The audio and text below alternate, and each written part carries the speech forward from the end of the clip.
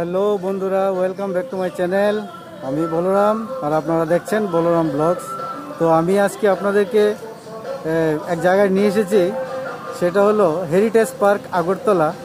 সেই পার্ক আপনাদেরকে ঘুরে ঘুরে আজকে দেখাবো।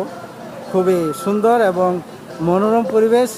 আশা করি আপনাদেরকে দেখাতে পারবো সম্পূর্ণটা। আর দেখে যদি ভালো লাগে তাহলে অবশ্যই একটা লাইক দেবেন, আর আপনাদের মতামত অবশ্যই কমেন্ট বক্সে গিয়ে জানাবেন। আর যদি ভালো লাগে, বেশি ভালো লাগে, তাহলে আপনারা অবশ্যই আমার চ্যানেলটাকে সাবস্ক্রাইব করে নেবেন। আর সাবস্ক্রাইব করে তাও বেল বটনটাকে আপনারা ক্লিক করে দেবেন, যাতে পরবর্তী ভিডিওর নোটিফিকেশনগুলো আপনারা পেতে পারেন। তো আপনারা দেখতে থাকুন আর আমার সঙ্গে থাকুন। তো চলুন দেখা যাক।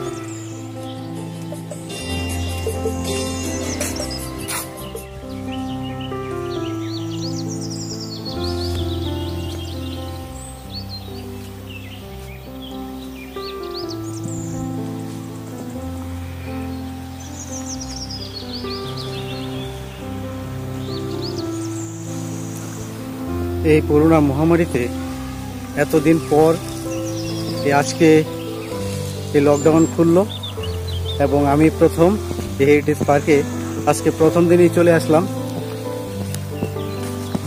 অনেক দিনের এই বন্দি দশা কেটে আমরা আজ উড়ন্ত পাখির মতো স্বাধীনভাবে আজ থেকে আমরা চলতে পারবো। জানি না আবার পরবর্তীতে কি হয়। সেখানে মাত্র 1 মাসের ডিক্লেয়ার দেওয়া হয়েছে। এই 1 মাস থাকবে না আমাদের আর লকডাউন। এই 1 মাসের মধ্যে অনেক কিছু কাজ সেরে নিতে পারবেন। তো বন্ধুরা, আর আমাদের মনটা সত্যি খুব আনন্দ। আজকে আমরা স্বাধীনভাবে চলতে পারছি। কিন্তু স্বাধীন হলেও মুখে মাস্ক অবশ্যই ব্যবহার করে রাস্তায় চলাফেরা করবেন, সেটা কখনো ভুললে চলবে না। খুব সুন্দর এই হেরিটেজ পার্ক। এই পার্কের যে দৃশ্য রয়েছে তা দেখলে অবশ্যই আপনাদের মন ভরে যাবে। এত সুন্দর দৃশ্য, পুরোটা পার্কই সবুজে পরিপূর্ণ রয়েছে। এর মধ্যে অনেক ফলের গাছ রয়েছে, রয়েছে নারকেল গাছ, রয়েছে বাঁশ, রয়েছে জলপাই গাছ, রয়েছে বকুল ফুলের গাছ এবং রয়েছে সফেদা, চালতা, বিভিন্ন রকমের আপনারা এই পার্কে দেখতে পাবেন।